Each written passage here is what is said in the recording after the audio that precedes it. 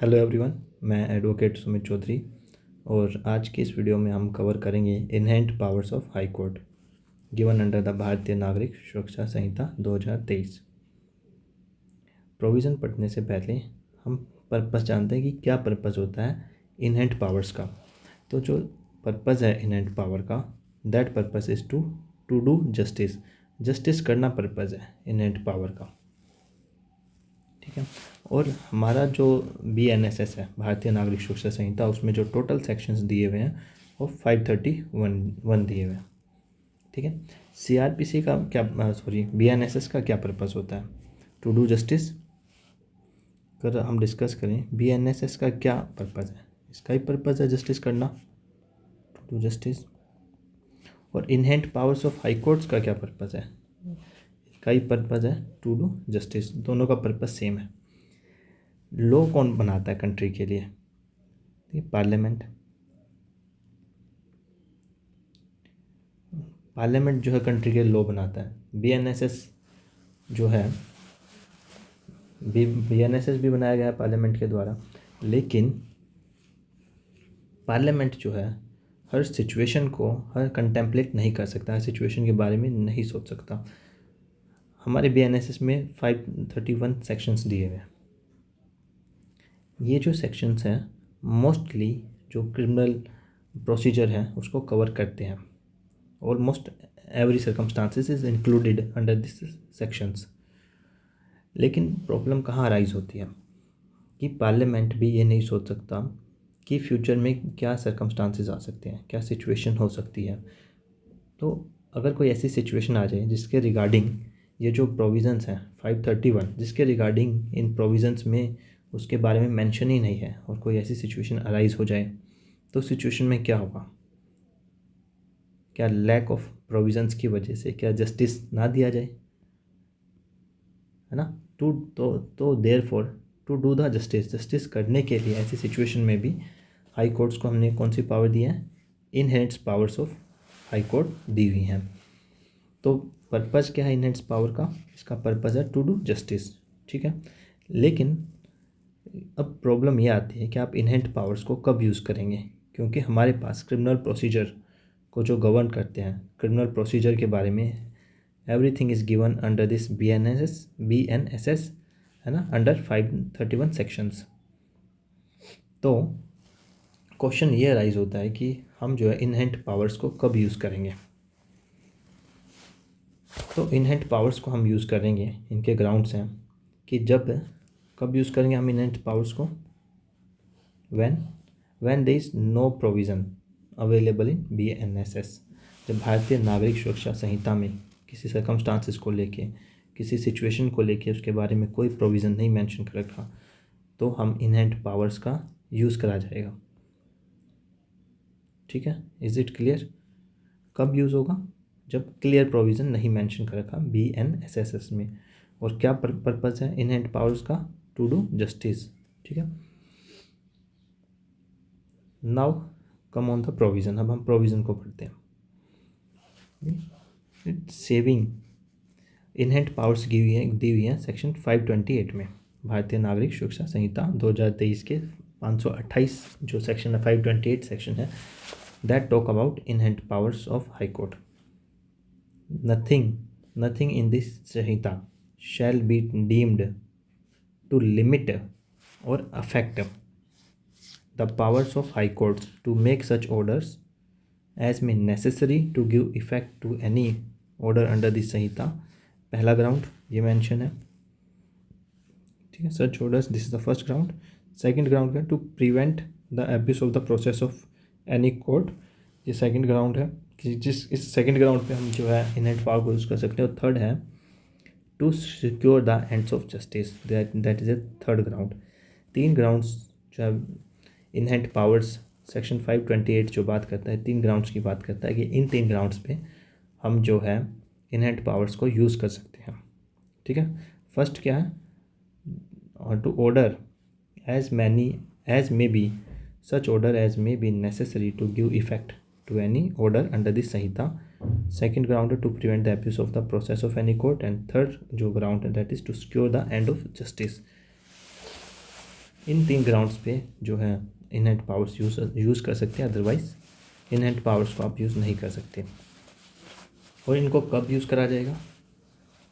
जब कोई आपके पास एक्सप्रेस प्रोविज़न नहीं है, जब कोई प्रोविज़न नहीं दे रखा BNSS में, तब हम इसको यूज़ करेंगे।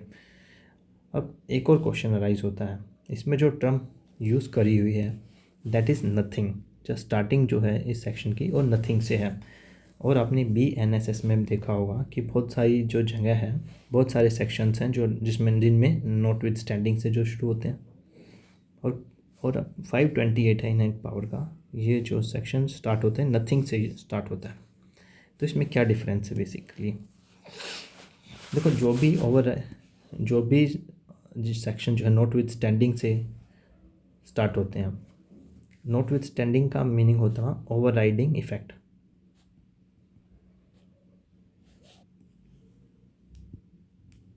नॉट विद स्टैंडिंग का मीनिंग होता है कि ओवर राइडिंग इफेक्ट,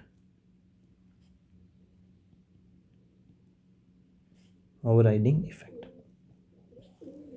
कि आप उस प्रोविज़न को ओवर राइड कर रहे हो जो कि रेस्ट ऑफ द प्रोविज़न है BNSS में।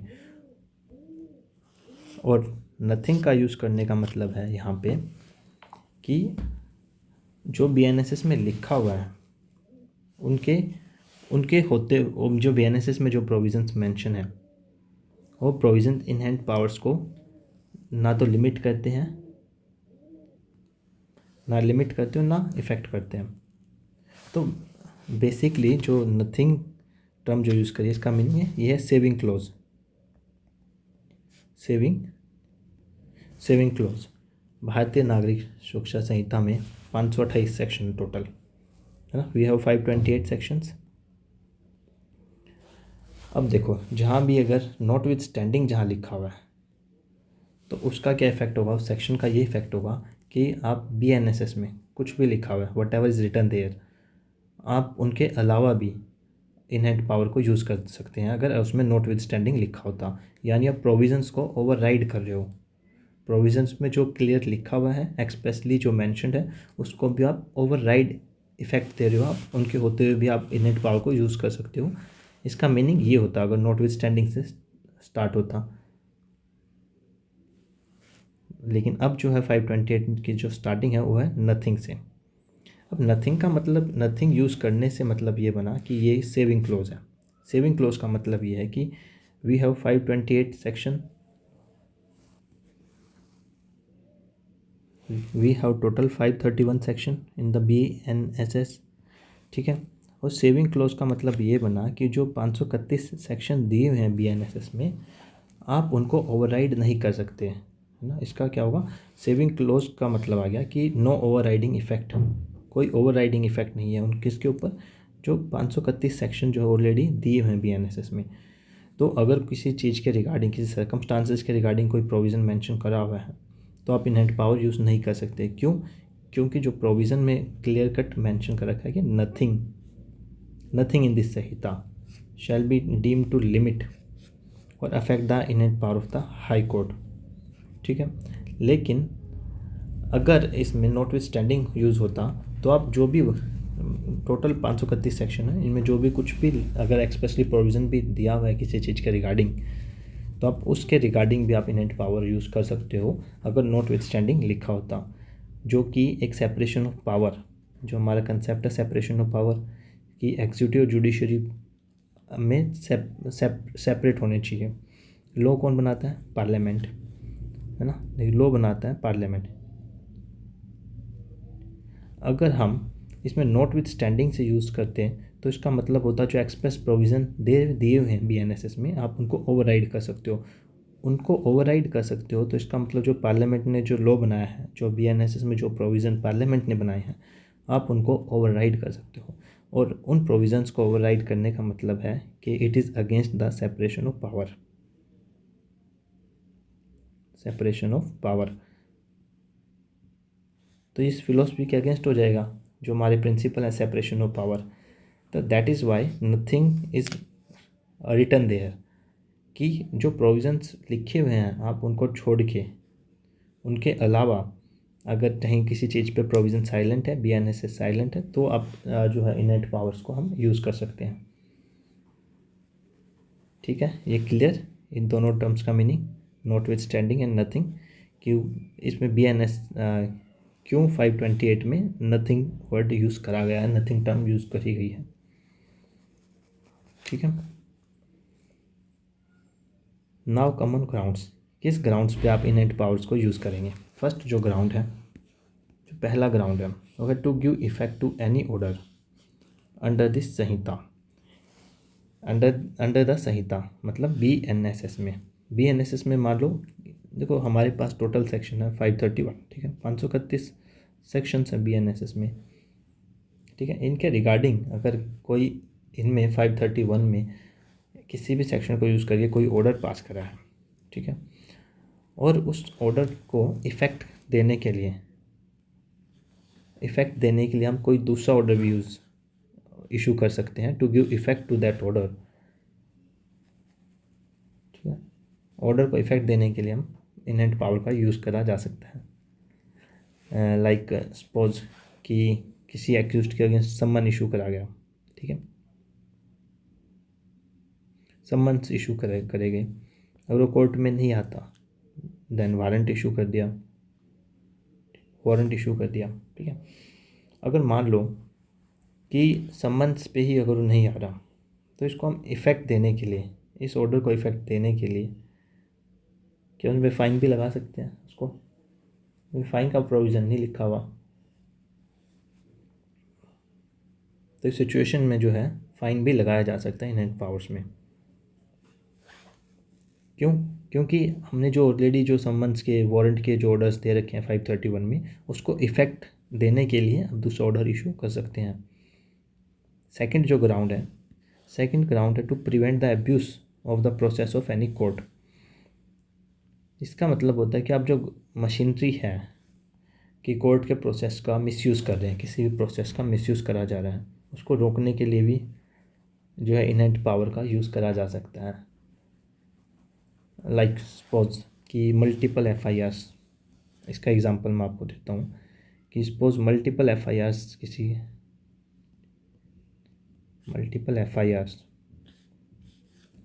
किसी एक ऑफेंस से रिलेटेड, सिंगल ऑफेंस है, किसी एक ऑफेंस से रिलेटेड मल्टीपल FIRs होगी और एक ही एक्यूज्ड है, same situation, everything is the same. तो अब इसका इफेक्ट क्या होगा, अगर मल्टीपल FIRs होगी तो क्या होगा, तो इन्वेस्टिगेशन होगी, मल्टीपल टाइम्स इन्वेस्टिगेशन होगी, फिर जो है चार्जशीट बनेगी, मल्टीपल टाइम्स पुलिस रिपोर्ट होगी, फिर जो है अब FIR है तो कोर्ट मशीनरी का तो मिसयूज़ हो गया ना, क्योंकि ये जो काम एक FIR करती, मल्टीपल FIRs करने से क्या हुआ, गवर्नमेंट मशीनरी का मिसयूज़ हो गया। अब पुलिस को कोई दो बाई थोड़ी ना उसकी इन्वेस्टिगेशन करेगी, दो बाई थोड़ा चार्जशीट ले फाइल होगी उस चीज़ के रिगार्डिंग, और एक्यूज्ड को हर एक FIR के बेसिस पे थोड़ी ना उसको कस्टडी में रखा जाएगा। अगर ऐसा हो रहा है तो it's a misuse, it is abuse of the process, है ना, it is abuse of the process. तो इसको अचीव करने के लिए कि एब्यूज़ ऑफ द प्रोसेस ना हो, कोर्ट इनहेरेंट पावर यूज़ कर सकता है, और इनहेरेंट पावर यूज़ करके जो एक्स्ट्रा FIRs हैं उनको क्वैश कर सकता है, क्वैश कर सकते हैं। जो थर्ड ग्राउंड है to secure the ends of justice. ठीक है, ये रेजिड्यूरी प्रोविज़न है कि एंड्स ऑफ द जस्टिस, कि जस्टिस को सर्व करने के लिए भी इनहेरेंट पावर को यूज़ कर सकते हैं। तो बेसिकली हमारे पास 3 ग्राउंड्स हैं जहां हम इनहेरेंट पावर्स को यूज़ कर सकते हैं। इसके रिगार्डिंग एक केस लो है, आप लिख लीजिए कि जो BNSS है, भारतीय नागरिक सुरक्षा संहिता, इसमें इनहेरेंट पावर्स दी हुई हैं सिर्फ ओनली टू हाई कोर्ट्स, है ना। क्या इनहेरेंट पावर्स मैजिस्ट्रेट के पास भी है? The answer is no, magistrates don't have inherent power. तो इसके रिगार्डिंग ये एक केस है, ये आप लिख लीजिए, Sakiri Vasu versus state of UP. इस केस में it was held in this judgment that judicial magistrates does not have inherent power, rather they have incidental और ancillary powers। ठीक है, सकीरी वासु का ये जजमेंट है, Sakiri Vasu versus state of UP. 2007 का। इसमें ये हेल्ड करा गया था कि जो जुडिशियल मैजिस्ट्रेट्स हैं उनके पास इनहेंट पावर्स नहीं होती। इनहेंट पावर सिर्फ हाई कोर्ट के पास है, लेकिन जुडिशियल मैजिस्ट्रेट्स के पास इंसिडेंटल और एंसिलरी पावर्स होती हैं। ठीक है, ये अपने ऑर्डर्स को इफेक्ट बनाने के लिए इंसिडेंटल एंसिलरी पावर्स होती हैं। Like for example proper investigation के लिए ऑर्डर इशू करे जा सकते। प्रॉपर इन्वेस्टिगेशन के ऑर्डर इशू करे जा सकते हैं। ठीक है, तो that is A incidental power, और ये जुडिशियल मैजिस्ट्रेट के पास होती है। ठीक है, Sakiri Vasu versus state of UP में इट वाज हेल्ड। नेक्स्ट जो जजमेंट है ये है धर्मेश भाई वसुदेव भाई वर्सेस स्टेट ऑफ गुजरात, 2009 का जजमेंट है। It was held in the judgement once order given by magistrate for investigation can not be recalled in incidental power. इस जजमेंट में ये कहा गया था कि एक बार अगर मैजिस्ट्रेट साहब ने इन्वेस्टिगेशन के ऑर्डर इशू करती है तो उन ऑर्डर्स को इंसिडेंटल पावर में आप कैंसिल नहीं कर सकते। ठीक है, मैजिस्ट्रेट, ये दोनों जो जजमेंट हैं एक दूसरे को सपोर्ट कर रहे हैं। ठीक है, पहले जजमेंट में कहा गया था कि मैजिस्ट्रेट के पास इंसिडेंटल और एंसिलरी पावर है, मतलब एग्जांपल कि वो प्रॉपर इन्वेस्टिगेशन के लिए ऑर्डर पास कर सकते हैं। लेकिन धर्मेश भाई वसुदेव भाई वर्सेस स्टेट ऑफ गुजरात में कहा गया कि मैजिस्ट्रेट ने अगर मान लो इन्वेस्टिगेशन या प्रॉपर इन्वेस्टिगेशन के लिए ऑर्डर इशू कर दिए तो उसको कैंसिल नहीं कर सकते, कैंसिलेशन करने की पावर नहीं है। तो ये दो जजमेंट हैं। आज के लिए इतना ही। आई होप कि आप लोगों को enhance powers of high court जो है समझ में आई होगी। तो आज के लिए इतना ही। Thank you everyone.